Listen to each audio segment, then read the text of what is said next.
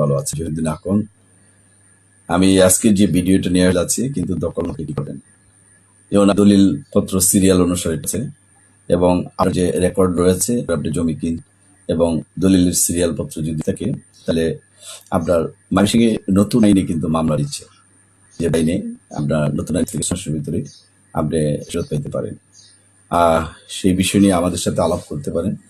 আপনার জমির যদি ধারাবাহিকতা ঠিক থাকে আশা করি আপনার যে পদ্ধতি তার চাইতে দ্রুত এই মামলার সমাধান পাবেন।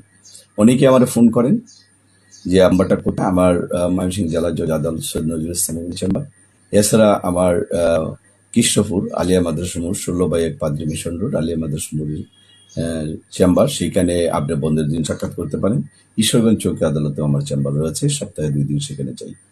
যারা আমাকে চিনেন বা জানেন বা চিনেন না তারা পরিচিত হতে পারেন এবং ভালো লাগলে আমাদের মাধ্যমে মামলা দিতে পারেন এবং বুঝতে পারেন।